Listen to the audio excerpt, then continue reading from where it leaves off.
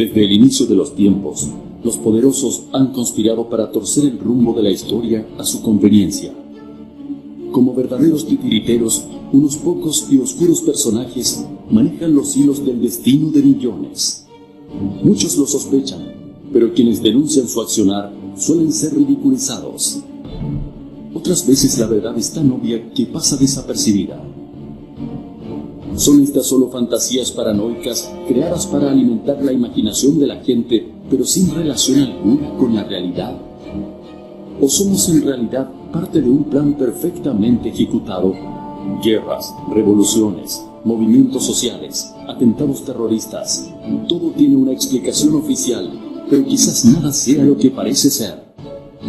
Animémonos a descubrir el increíble mundo de las sociedades secretas. Los Estados Unidos de América, la nación más poderosa de todos los tiempos. Un buen amigo para tener y un terrible enemigo para enfrentar. Pero la gran democracia de Occidente guarda un secreto particular. Tal vez sea la primera república masónica del mundo, construida sobre pactos secretos que sus propios ciudadanos y el mundo entero desconocen.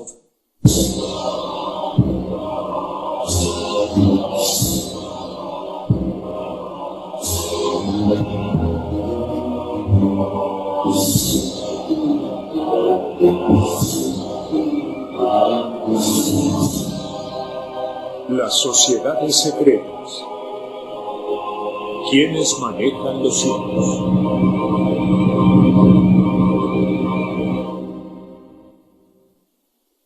La Revolución Americana, la Revolución Francesa y las gestas independentistas latinoamericanas fueron todas impulsadas por o simpatizaban con los francmasones. Pero particularmente en el caso de los Estados Unidos, la influencia masónica no se detuvo cuando alcanzaron su independencia. Sus cofrades participaron del diseño del nuevo país y de su posterior gestión hasta nuestros días. Si eso es bueno o malo dependerá de qué opine cada uno sobre la francmasonería. Y para eso debemos entender primero de qué se trata la francmasonería. La francmasonería es una hermandad secreta cuyos orígenes se remontan a los gremios de constructores de la Edad Media. Masón significa albañil en francés. Nació de la necesidad de estos primitivos constructores de proteger celosamente sus complejos conocimientos a fin de preservar su arte.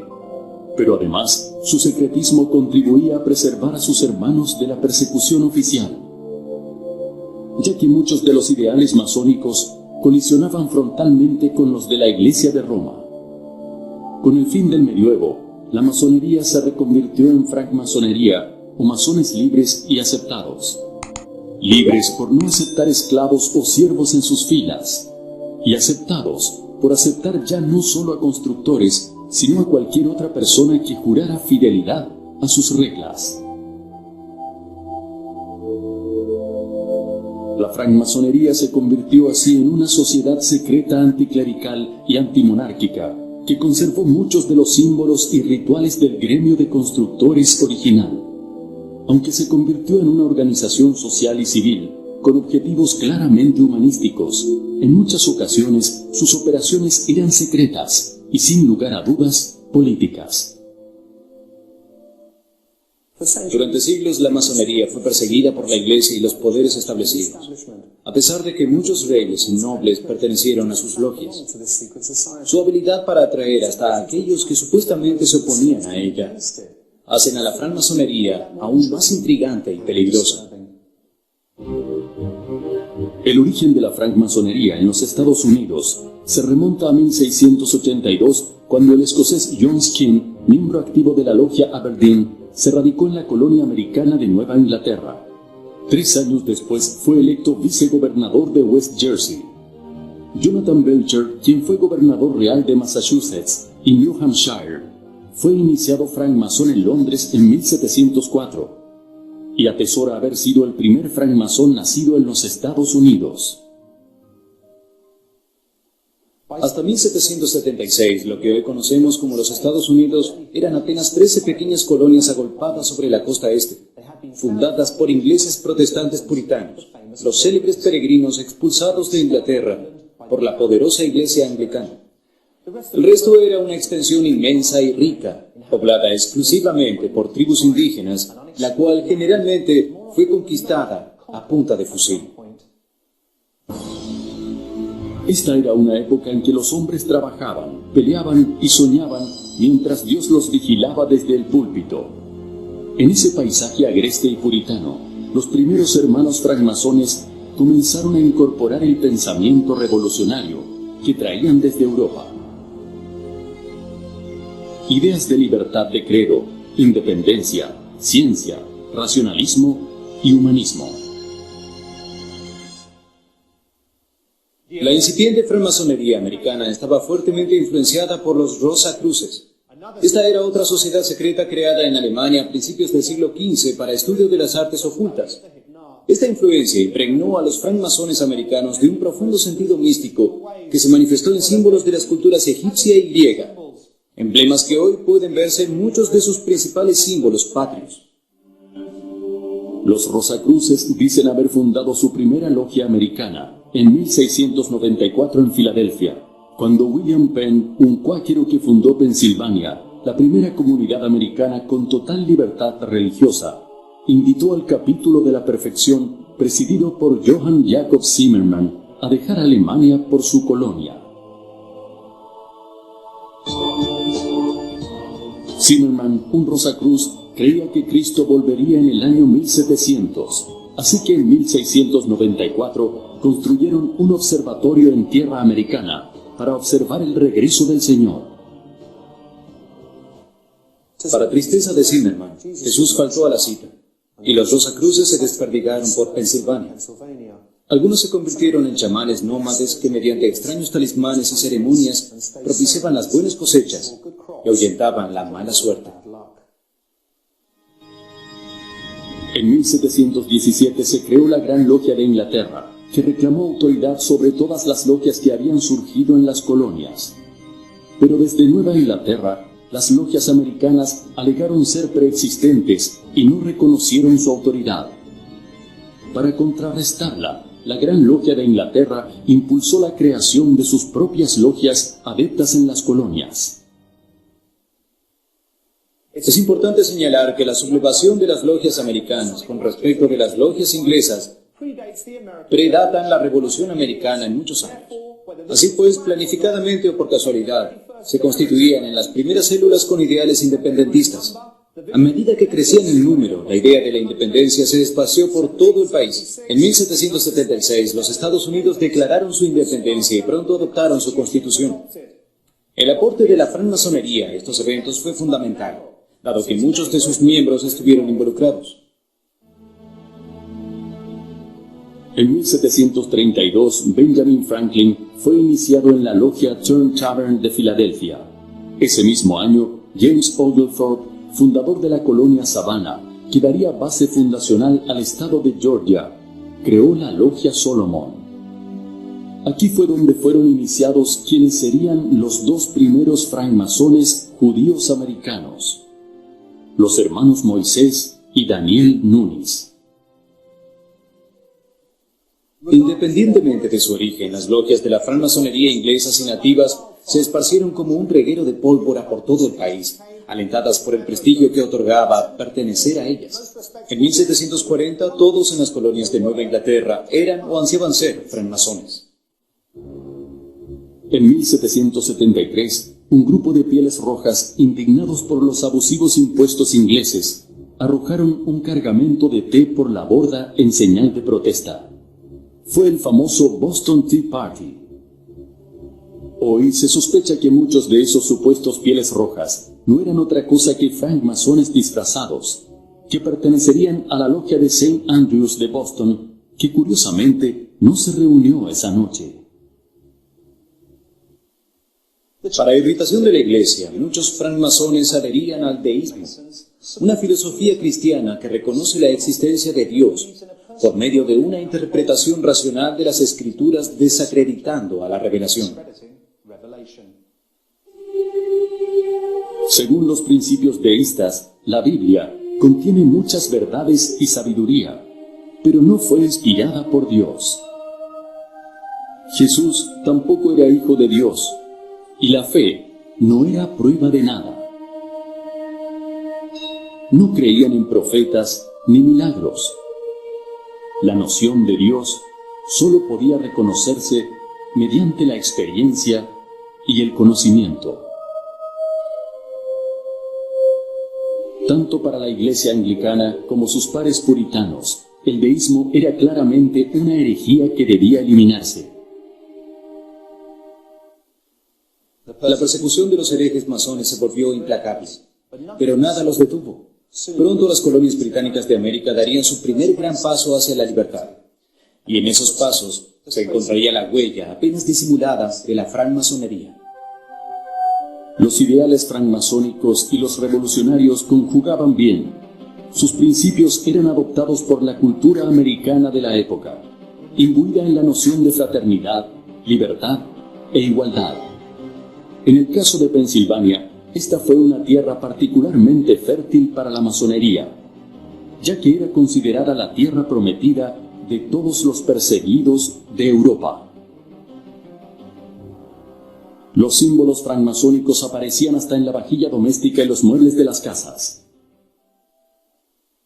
Aunque la francmasonería estaba a favor de la igualdad, todavía existía esclavitud en los Estados Unidos, y los masones no aceptaban gente de color.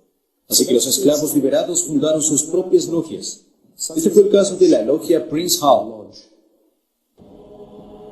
En 1775, todavía bajo el dominio británico, se creó la Gran Logia Prince Hall en Boston como un capítulo separado para negros libres, bautizada en honor de un esclavo emancipado, Prince Hall. Durante la Guerra de la Independencia, muchos de estos masones negros, incluyendo a Prince Hall, se unieron a las fuerzas revolucionarias, peleando junto a los independentistas contra los británicos. En la actualidad, la fraternidad Prince Hall posee 4.500 logias en todo el mundo, con más de 300.000 miembros francmasones. En el año 1776, los Estados Unidos de América declararon su independencia y redactaron su primera constitución. El aporte intelectual francmasón en estos eventos fue fundamental debido a la participación de numerosos hermanos. Pero no terminó ahí. La participación de la francmasonería fue mucho mayor y alcanzaba la fundación del sistema gubernamental mismo. Cabe preguntarse, ¿qué juramentos previos habían realizado los padres fundadores francmasónicos antes de posar su mano derecha sobre la nueva constitución? ¿Y cuánto de lo que construyeron protegía los intereses de las logias y sus adeptos? El 16% de los firmantes de la Declaración de la Independencia eran francmasones. Un cuarto de los firmantes de los artículos de la Confederación eran francmasones. Y un tercio de los firmantes de la Constitución eran francmasones.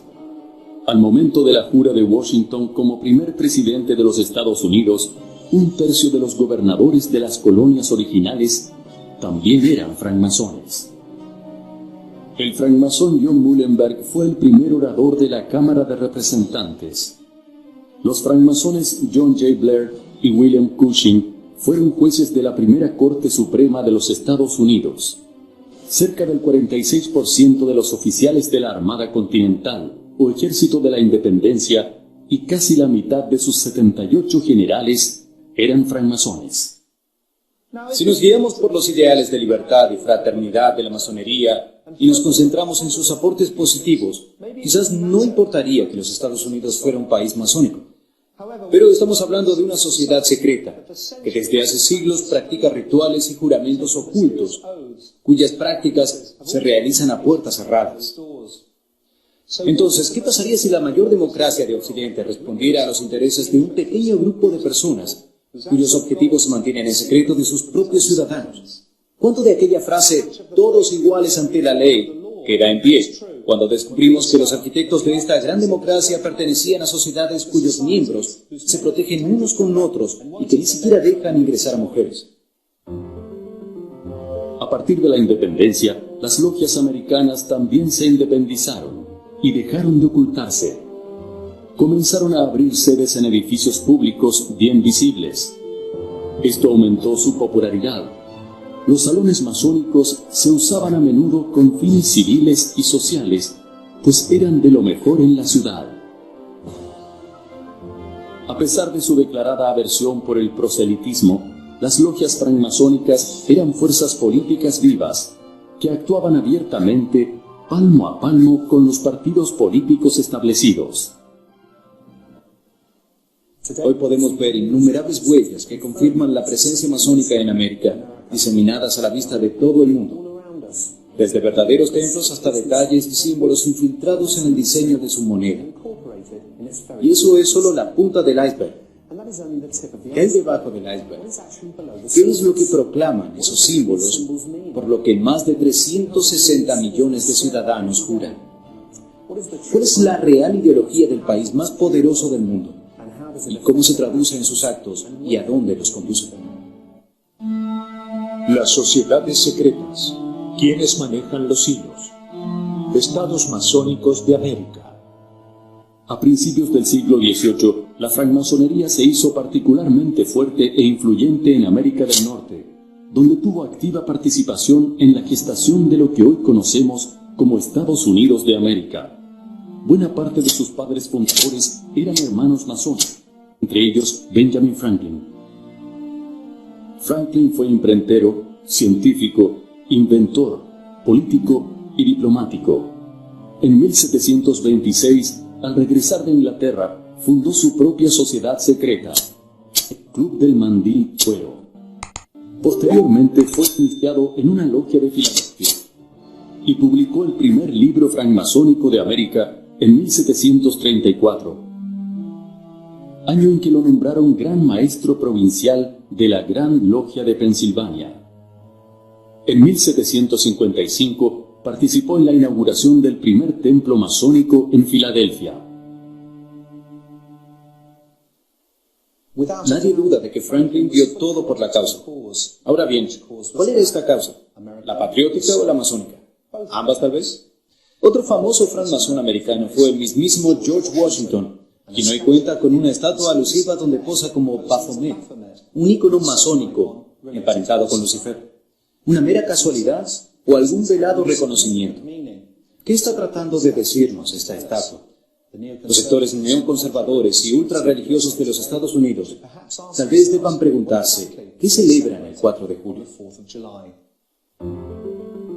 George Washington fue iniciado joven en 1752 en Fredericksburg, Virginia, y al año siguiente alcanzó el grado de maestro masón. Juró como primer presidente de los Estados Unidos en el Federal Hall en Wall Street sobre una Biblia prestada por la vecina logia número 1 de St. John.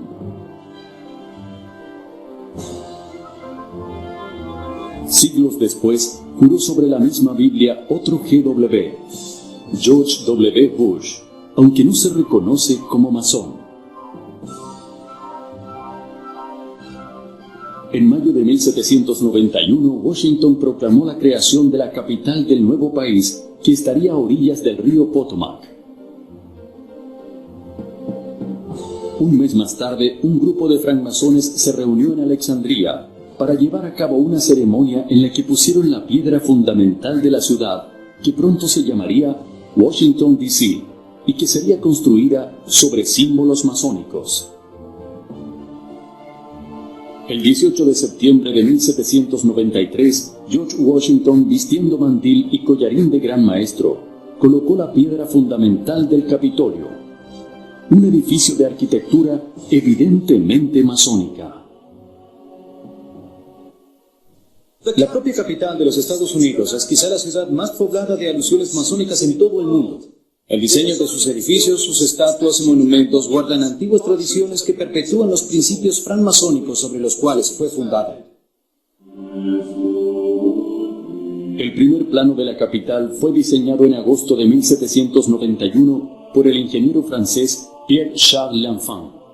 L'Enfant trabajó junto con el ingeniero civil y astrónomo americano Andrew Ellicott, quien relevó el terreno en 1790 bajo las indicaciones de Thomas Jefferson y George Washington.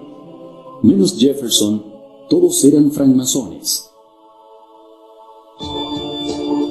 En el plano de L'Enfant, los tres edificios más importantes, el Capitolio, la Casa Blanca y el monumento a Washington, el obelisco, forman un triángulo rectángulo, donde la hipotenusa es la avenida Pensilvania entre la Casa Blanca y el Capitolio.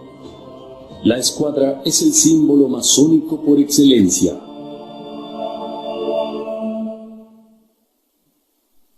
Vale preguntarse por qué la simbología americana tiene tan poco de americana.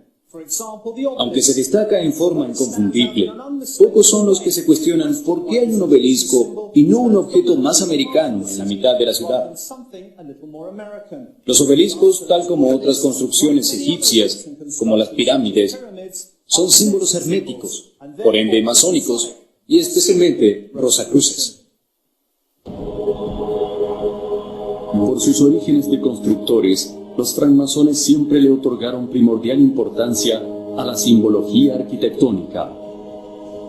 Al día de hoy, hay quienes afirman que las intersecciones de las avenidas Massachusetts, Rhode Island, Connecticut, Vermont y la calle Key Noroeste forman un pentagrama pitagórico o estrella de 5 puntas, que los evangelistas y otros conservadores erróneamente confunden por satánico.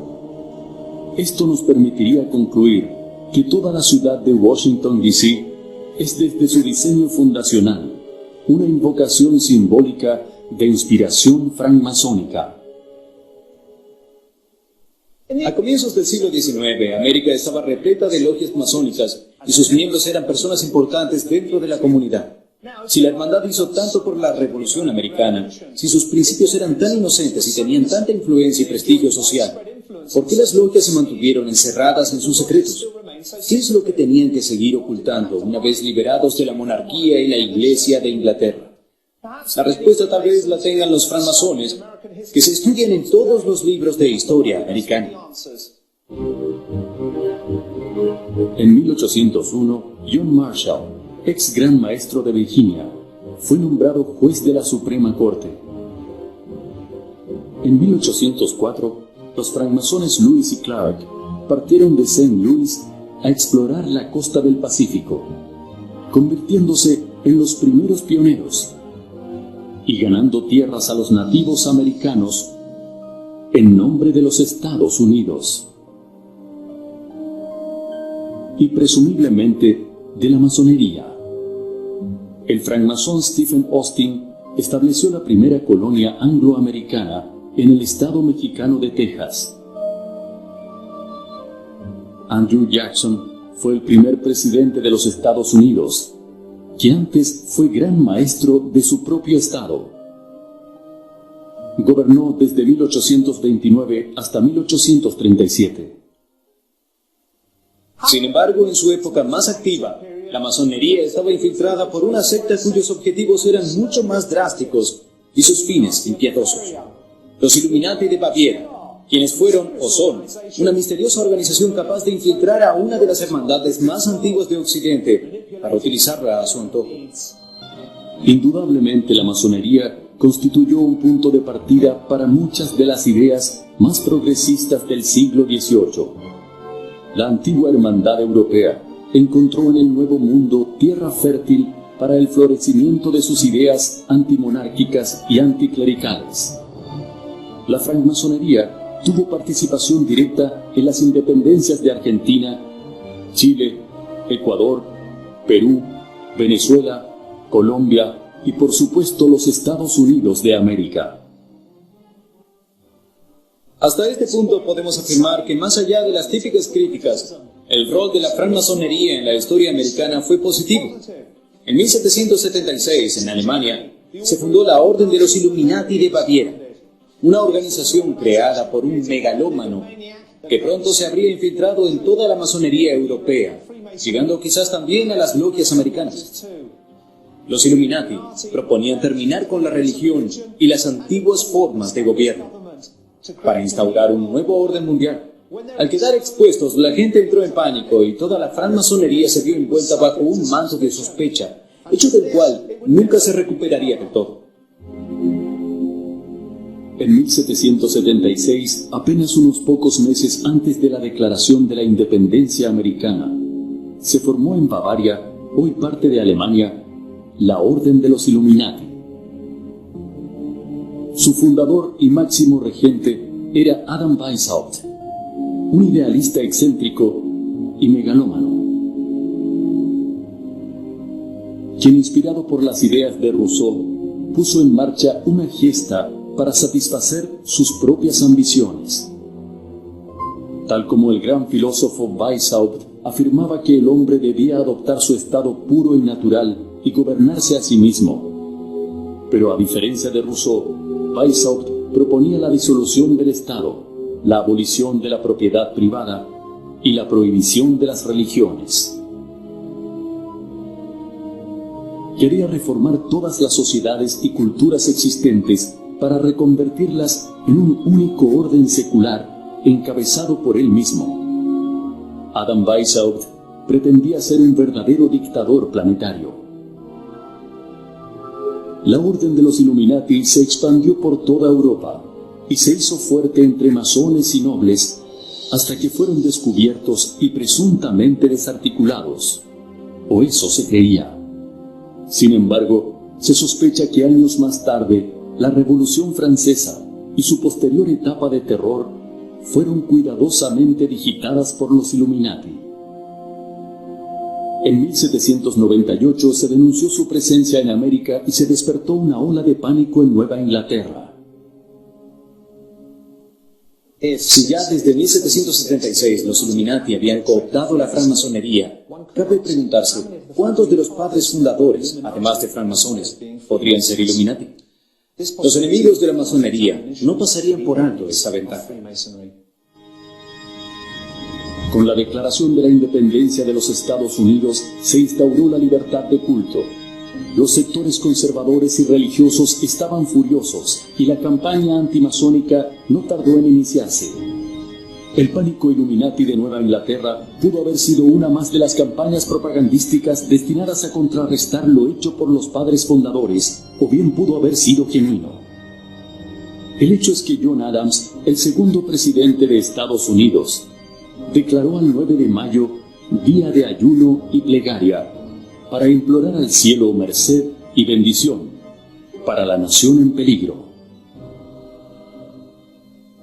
A partir de la declaración de Adams, la paranoia Illuminati dio paso a la histeria. El prestigioso reverendo Jedediah Morse de Boston se dedicó a lo largo de 3 meses a lanzar diatribas contra lo que llamó una conspiración para atacar la verdadera libertad y religión. Los responsables serían, claro, los Illuminati, quienes pretendían desestabilizar el sistema para desatar el caos y tomar el poder mundial. Las teorías básicas de Morse eran las del francmasón escocés John Robison, que sostenía que los Illuminati que atacaban tronos y altares ya se habían instalado en los Estados Unidos. Los sermones de Morse, junto a vasta circulación de los libros de Robison y los del abad Agustín Barruel, fomentaron esta histeria, generando historias sensacionalistas en los periódicos.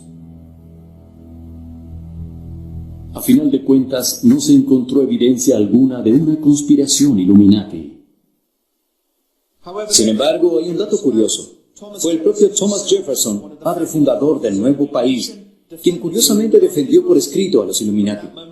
Desde entonces sería acusado de ser uno de sus infiltrados en América.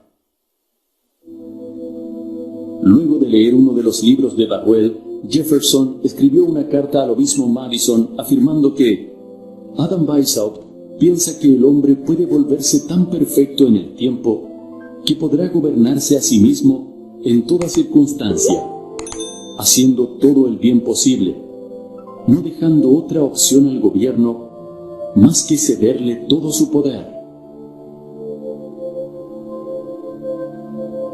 tornando así, por supuesto, inútil al gobierno político. Esto, como sabe, no se aleja de nuestros propios ideales. ¿Fue Thomas Jefferson un Illuminati? Sus adversarios políticos no tardaron en utilizar esta carta en su contra.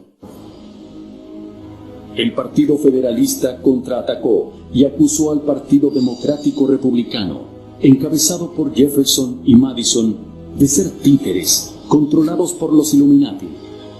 La verdad tal vez nunca se conozca, pero vale la pena destacar que el partido de Jefferson y Madison es el antecesor directo de los partidos republicano y demócrata, que gobiernan alternativamente a los Estados Unidos desde la Guerra Civil. El propio diseño del gran sello de los Estados Unidos está plagado de simbología masónica. Algunos incluso dicen que es Illuminati, y está reproducido nada menos que en el billete de $1, la verdadera moneda que rige al mundo. El gran sello de los Estados Unidos data de 1782, y su simbología masónica ha sido acusada de Illuminati y satánica por numerosos sectores conservadores y religiosos. De un lado ostenta el águila calva americana. El diseño original propuesto era un fénix, otro símbolo masónico. Sobre ella, una constelación de 13 estrellas dentro de un círculo. Estas representan una nueva constelación. Las estrellas son pentagramas, un símbolo masónico y hermético, muchas veces tildado de satánico. La disposición de los pentagramas está hecha en forma de hexagrama, o estrella de David, otro símbolo cabalístico y hermético. En la garra derecha, 13 flechas, en la otra, una rama de olivo con 13 hojas. Y sobre el pecho del águila, un escudo con 13 bandas. ¿Por qué 13? 13 eran las colonias originales, pero 13 también eran los grados Illuminati.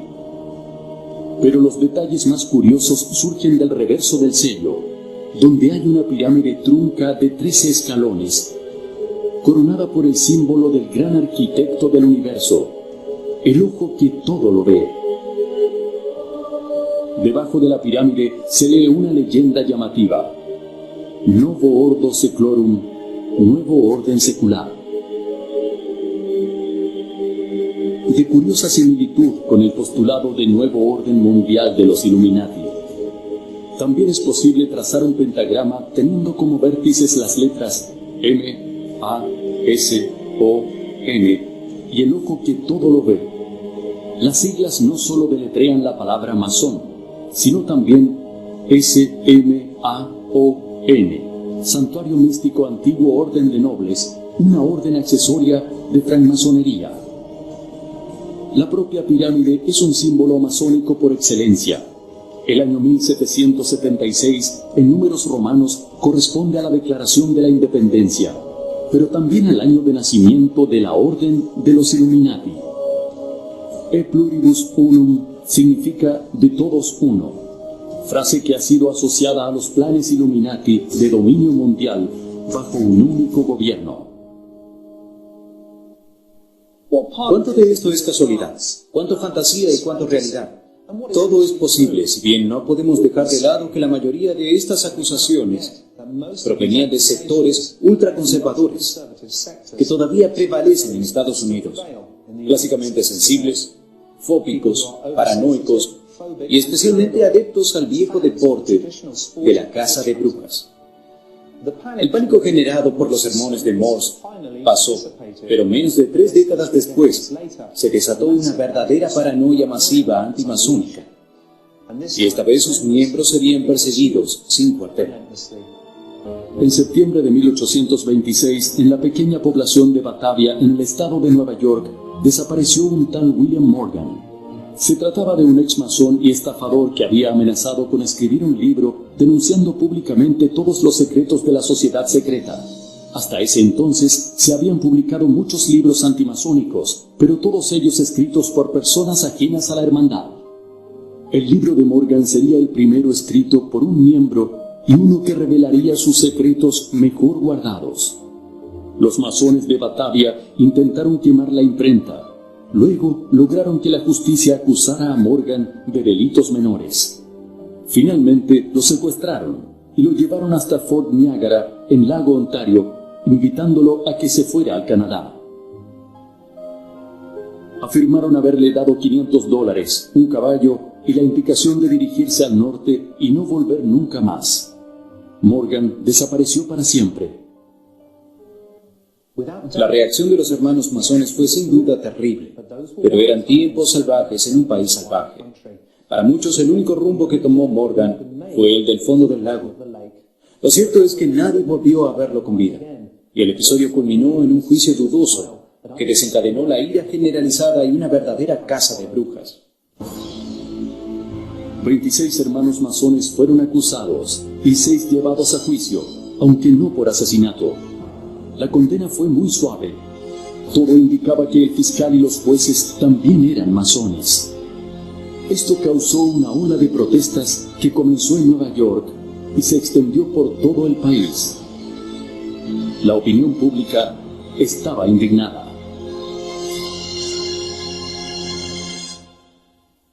De todas maneras, el libro fue publicado por un osado socio de Morgan. Su tono paranoico y escandaloso lo convirtieron inmediatamente en un bestseller. El americano promedio ya amaba imaginar conspiraciones y adivinar enemigos invisibles. De pronto, la honorable y prestigiosa sociedad se convirtió en una secta siniestra para la opinión pública. El día de San Juan, 3.000 personas se agolparon frente a la logia de Batavia, atacando a los francmasones y destrozando sus instalaciones. En todas las ciudades y pueblos se publicaron listas que denunciaban a los masones locales. En los años siguientes, el antimasonismo se difundió por todos los Estados Unidos. En las elecciones presidenciales de 1832, el partido antimasónico quedó tercero, con el 8% de los votos para su candidato William Wirt, un ex-masón. Se acusaba a la masonería de ser antidemocrática, antiamericana y anticristiana. Un clima de sospecha se difundió en todo el país contra legisladores, jueces y funcionarios masones. No sería la última vez que se crearía un enemigo fantasma en tiempos electorales. Desde 1827 hasta 10 años después, los masones pasaron de 100.000 a 40.000. De las 500 logias activas en Nueva York, solo quedaron 75.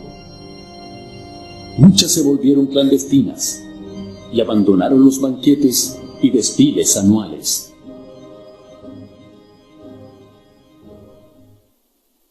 Pero la masonería es una planta de raíces gruesas que cavan hondo. En pocos años, gracias a un personaje llamado Albert Pike, se recuperó asombrosamente, y a partir de ese nuevo auge, sus miembros alcanzarían nuevamente los más altos estratos de la sociedad norteamericana. Albert Pike fue un intelectual brillante. En 1850 entró en la logia Western Star II de Arkansas y a partir de allí acumuló más de 130 grados masónicos.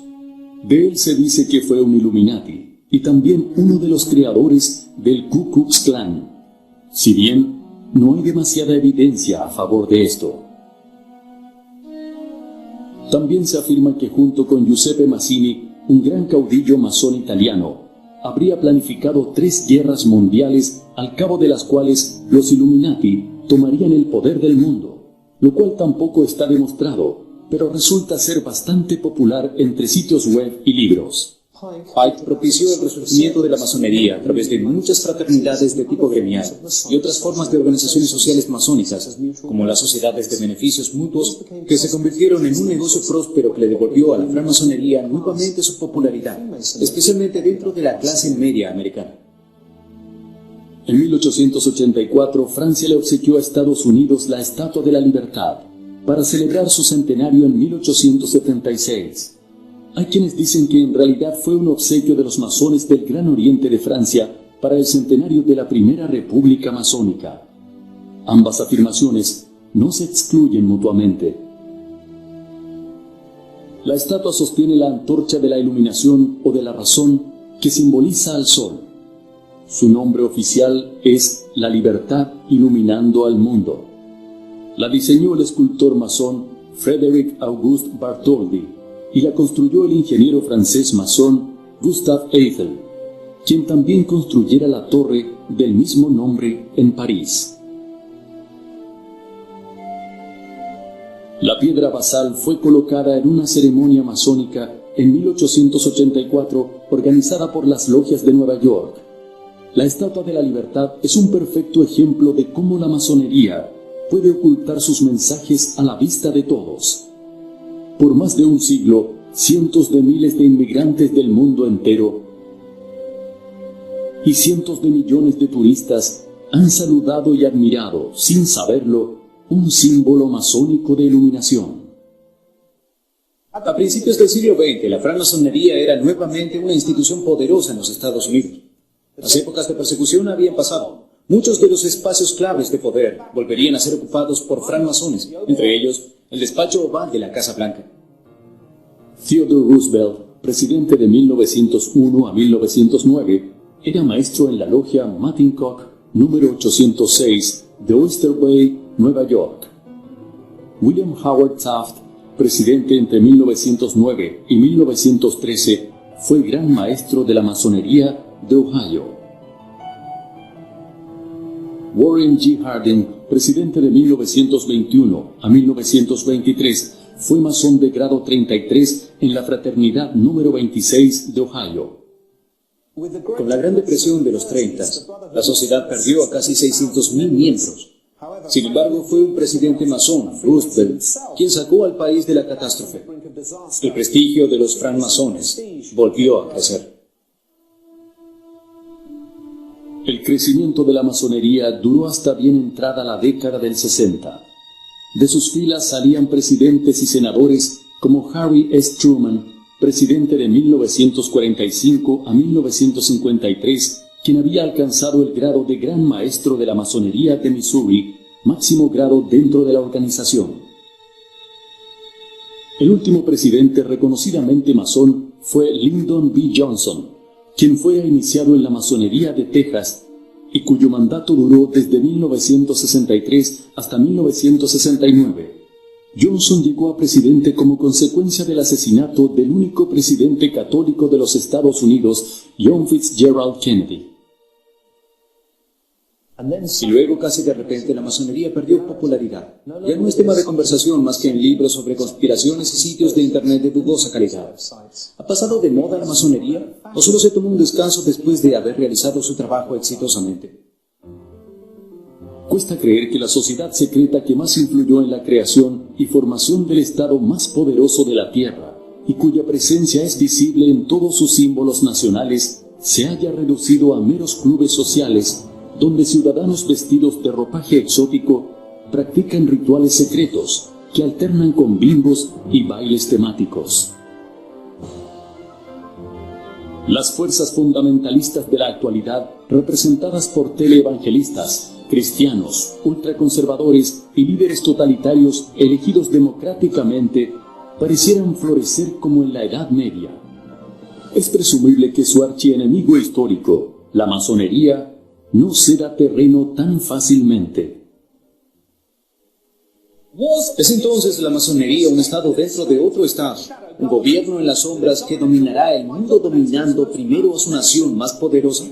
Desde siempre los Estados Unidos han hecho alarde de su transparencia y acceso a la información.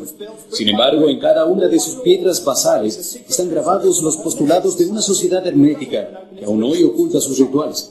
Un gran porcentaje de los líderes norteamericanos fueron o son francmasones. En el país de las oportunidades, donde se supone que todos son iguales ante la ley, ¿cuánto ayuda a pertenecer a la hermandad? ¿Cuántos símbolos americanos representan algo distinto a lo que los ciudadanos creen? El ciudadano común paga sus impuestos, gestiona un crédito, mira las noticias y aporta su voto cuando se lo indican. Viven bajo la ilusión de que controla su destino y el de sus familias. Mientras tanto, el ojo que todo lo ve sigue observando atentamente desde la misma moneda por cuya obtención todos trabajan tan duro.